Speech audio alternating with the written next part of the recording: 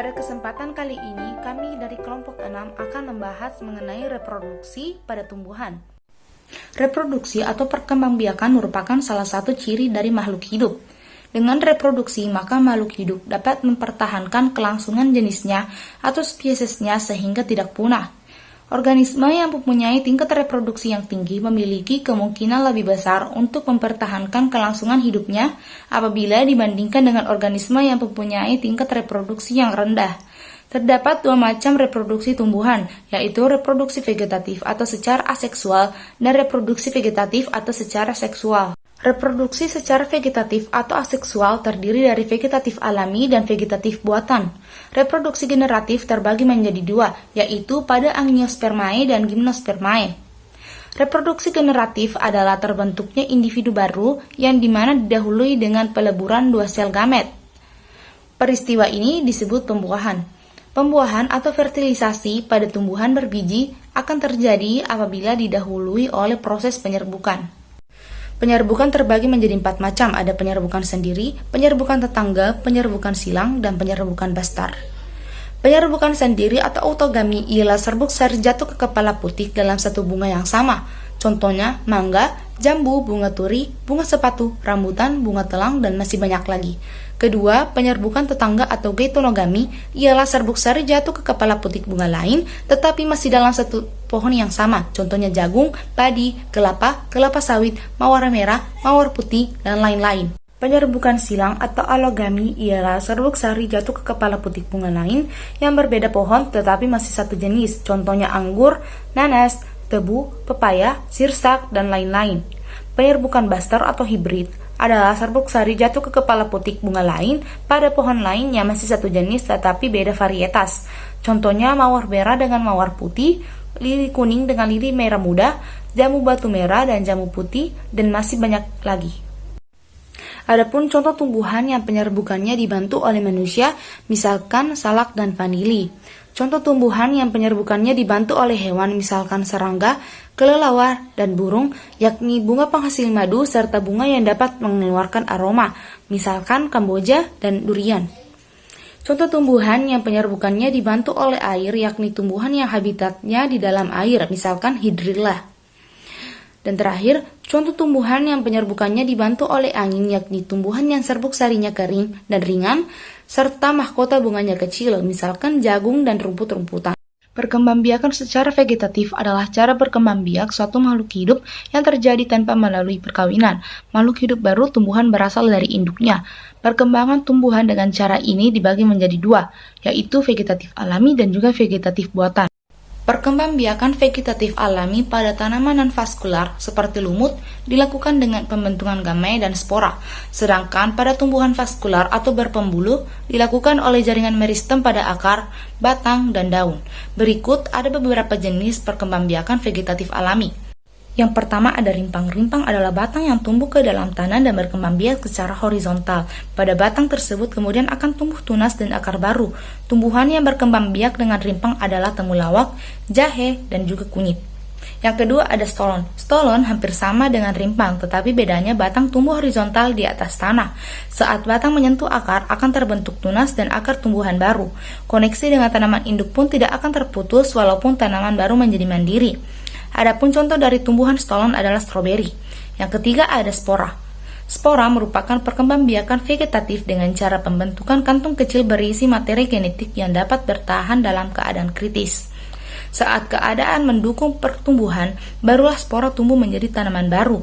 Contoh tumbuhan spora adalah lumut dan juga lumut hati. Perkembangbiakan vegetatif buatan. Perkembangbiakan vegetatif buatan terjadi karena metode yang dikembangkan oleh manusia. Vegetatif buatan bertujuan untuk memperbanyak tumbuhan demi keperluan perkebunan maupun pertanian manusia. Adapun jenis dari perkembangbiakan buatan antara lain adalah stek, cangkok, okulasi, dan kultur jaringan.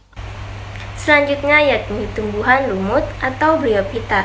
Bryophyta dalam bahasa Yunani terdiri dari dua kata, yakni bryon yang artinya lumut dan phyton yang artinya tumbuhan. Jadi, bryophyta merupakan anggota kingdom Plantae atau tumbuhan yang paling sederhana dan bisa dikatakan sebagai bentuk peralihan antara Talophyta dan Cormophyta. Talophyta sendiri merupakan tumbuhan bertalus atau tumbuhan yang belum memiliki akar, batang, dan daun sejati. Sedangkan Cormophyta ialah tumbuhan yang berkormus atau tumbuhan yang sudah memiliki akar, batang, dan daun sejati. Tumbuhan lumut memiliki klorofil sehingga dapat berfotosintesis. Sebagian besar lumut merupakan tumbuhan terestrial atau tumbuhan yang hidup di daratan.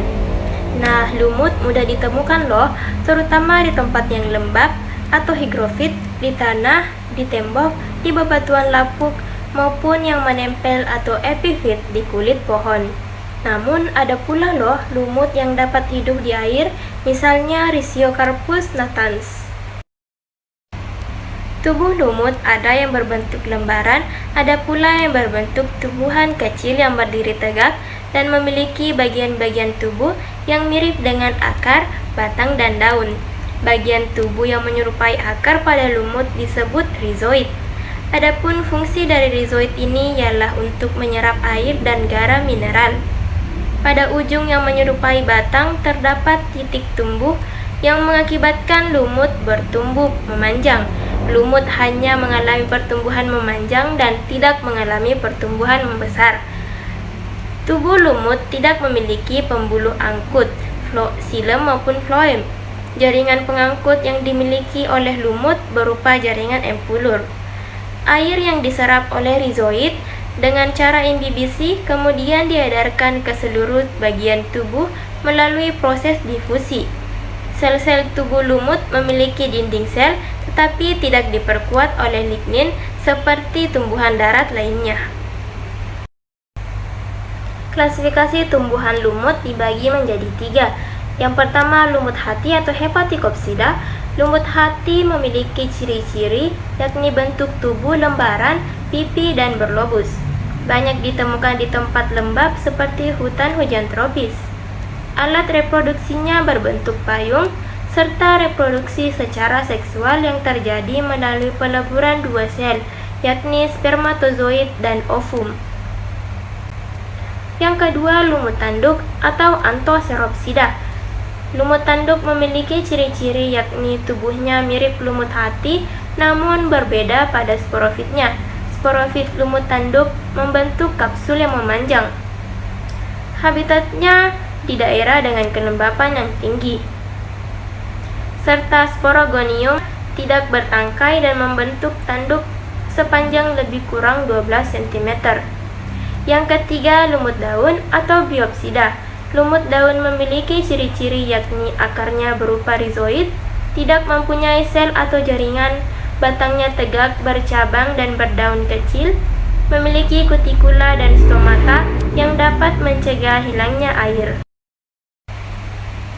Tumbuhan lumut mengalami metagenesis antara generasi gametofit dan generasi sporofit.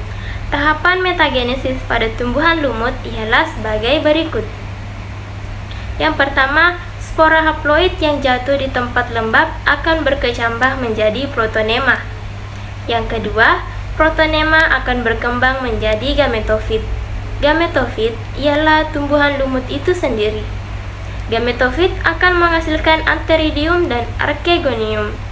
Yang ketiga, antheridium menghasilkan gamet jantan dan archegonium menghasilkan gamet betina.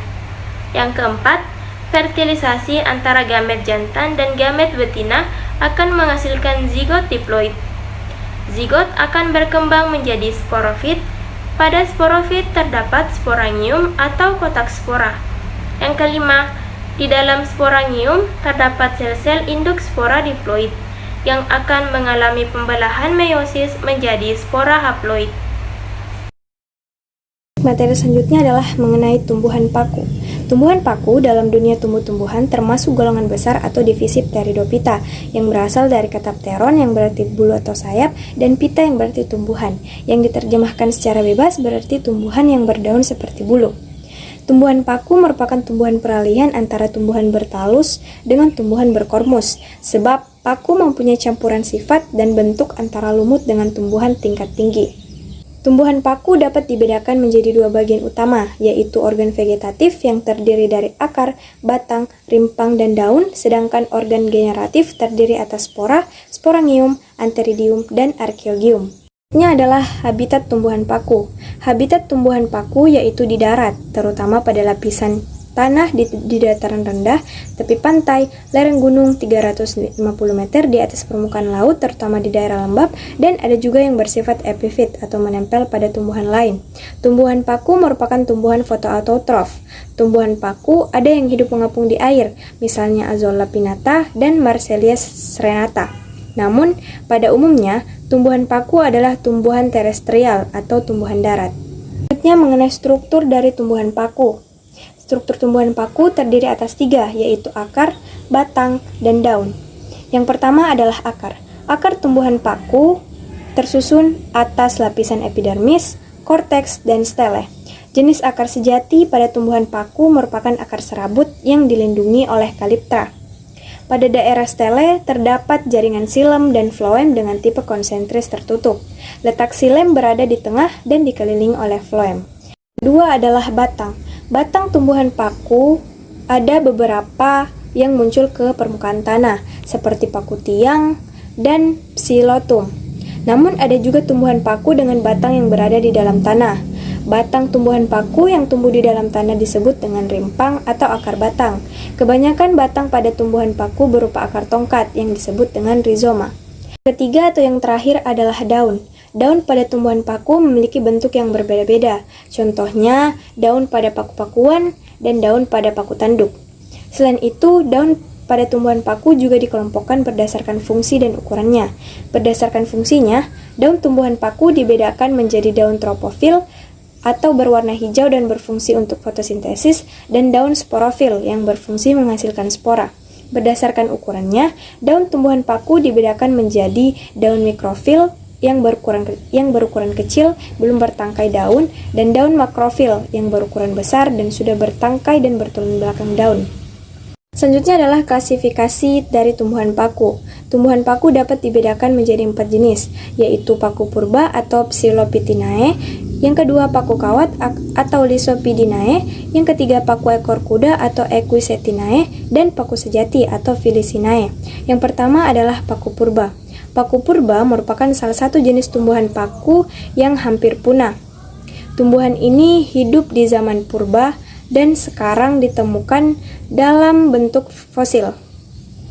Daunnya berukuran kecil dan terkadang tidak memiliki daun. Spesies yang masih ada saat ini adalah Psilotum. Yang kedua adalah paku kawat. Paku kawat memiliki ciri-ciri yaitu berdaun kecil dengan susunan spiral. Yang kedua adalah batang seperti kawat. Selanjutnya sporangium muncul di ketiak daun dan berkumpul membentuk stobilus atau kerucut. Umumnya ia hidup di darat. Yang ketiga adalah paku ekor kuda. Ciri-cirinya yaitu tumbuhan ini adalah tumbuhan berdaun tunggal dengan ukuran kecil dan tersusun spiral. Batang berwarna hijau dan berruas-ruas. Sporangium terletak di dalam stobilus atau kerucut. Yang terakhir adalah paku sejati. Tumbuhan ini sering kita sebut dengan pakis. Ciri-cirinya yaitu daunnya berukuran besar, daun muda menggulung, serta sporangium terdapat pada sporofil atau daun penghasil spora. Selanjutnya adalah mengenai metagenesis tumbuhan paku atau daur hidup tumbuhan paku. Metagenesis tumbuhan paku adalah pergiliran daur hidup antara generasi yang berkembang biak secara generatif dan generasi lain yang berkembang biak secara vegetatif. Pada umumnya, kedua generasi tersebut berbeda morfologinya, sehingga pengertian metagenesis tumbuhan paku dapat dikatakan sebagai daur hidup tumbuhan paku yang terdiri atas dua generasi, yaitu generasi sporofit dan generasi gametofit. Yang pertama adalah fase sporofit. Fase sporofit pada tumbuhan paku terdapat pada siklus hidup tumbuhan paku aseksual. Daur hidup diawali dari makhluk hidup yang akan menghasilkan spora. Pada tumbuhan paku, spora terdapat pada kotak spora yang terletak di permukaan bawah daun. Tidak semua tumbuhan paku memiliki spora. Tumbuhan paku yang memiliki spora di bawah permukaan daunnya disebut dengan sporofil. Yang kedua adalah fase gametofit. Generasi gametofit terdapat pada fase seksual. Tahapan generasi gametofit diawali dari protalium. Spora yang jatuh di tempat lembab akan berkembang menjadi protalium dengan bentuk seperti talus. Protalium akan menghasilkan sel gamet jantan atau spermatozoid dan sel betina atau ovum. Hasil dari pembuahan sel gamet akan menghasilkan zigot diploid yang akan berkembang menjadi tumbuhan paku. Generasi gametofit dari daur hidup tumbuhan paku adalah protalium. Kebanyakan tumbuhan yang kita temui adalah tumbuhan yang tergolong spermatopita atau kelompok tumbuhan yang memiliki biji. Biji yang ada berasal dari bakal biji dan mengandung calon individu baru. Kelompok spermatopita ini kembali terbagi menjadi dua kelompok, yaitu Gymnospermae dan Angiospermae. Pengertian Gymnospermae. Gymnospermae adalah sekelompok tumbuhan yang menghasilkan biji yang tidak terkandung di dalam ovarium atau buah. Gymnospermae berasal dari bahasa Yunani gymnos artinya telanjang dan sperma berarti benih. Istilah gymnospermae secara harfiah berarti biji telanjang. Ini karena pada tumbuhan gymnospermae biji tidak terbungkus oleh buah. Tumbuhan gymnospermae mengembangkan benihnya di permukaan sisik dan daun yang sering tumbuh membentuk kerucut atau bentuk batang. Gymnospermae tidak menghasilkan bunga atau buah. Adapun contoh tumbuhan gymnospermae yaitu melinjo, ginkgo biloba, pakis haji, damar, dan lain sebagainya. Daur hidup Gymnospermae. Gymnospermae berkembang biak dengan perubahan generasi yang berarti siklus reproduksinya memiliki fase haploid dan diploid. Benih terbuka ke udara dan langsung dibuahi dengan penyerbukan. Dalam siklus hidup Gymnospermae, tanaman bergantian antara fase seksual dan fase aseksual. Produksi gamet terjadi pada fase seksual atau siklus generasi gametofit. Spora diproduksi dalam fase aseksual atau generasi sporofit. Dalam Gymnospermae, sporofit tumbuhan dikenali sebagai bagian terbesar dari tumbuhan itu sendiri, termaksud akar, daun, batang, dan kerucut. Sel-sel sporofit tumbuhan bersifat diploid dan mengandung 2 set kromosom lengkap. Sporofit bertanggung jawab untuk produksi spora haploid melalui proses meiosis. Gametofit tumbuhan menghasilkan gamet jantan dan betina yang bersatu pada penyerbukan untuk membentuk zigot diploid baru. Zigot matang menjadi sporofit diploid baru sehingga menyelesaikan siklusnya. Gymnospermae menghabiskan sebagian besar siklus hidupnya dalam fase sporofit, dan generasi gametofit sepenuhnya bergantung pada generasi sporofit untuk bertahan hidup. Berikutnya Angiospermae. Tumbuhan biji tertutup atau Angiospermae disebut juga dengan tumbuhan bunga, karena tumbuhan ini memiliki bunga sejati.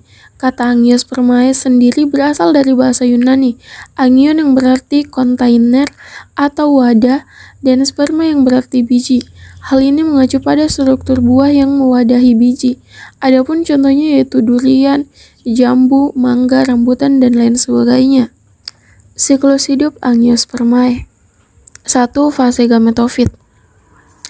Fase ini akan dimulai ketika serbuk sari menempel pada kepala putik dan membentuk buluh serbuk sari. Di dalam buluh serbuk sari terdapat 3 inti sel, yaitu inti vegetatif, inti generatif 1, dan inti generatif 2 yang masing-masing bersifat haploid. Sementara pada bagian pangkal putik terdapat ovarium atau bakal buah. Di dalam bakal buah terdapat bakal biji yang mengandung 1 sel telur, 2 sel sinergit, 2 kandung lembaga sekunder, dan 3 sel antipoda. Inti generatif 1 yang haploid akan berfusi dengan inti sel telur sehingga membentuk zigot diploid, sementara inti generatif 2 akan berfusi dengan inti kandung lembaga sekunder untuk membentuk endosperm yang triploid. Hasil dari proses fertilisasi tersebut akan tumbuh dan membentuk buah yang memiliki biji. 2. Fase sporofit. Bila biji jatuh di tempat yang mendukung, mereka kemudian tumbuh menjadi tumbuhan baru yang akan memiliki akar, batang, daun, dan pada suatu saat akan terbentuk bunga. Tumbuhan Angiospermae dewasa bersifat diploid dan dikenal dengan generasi sporofit atau penghasil spora.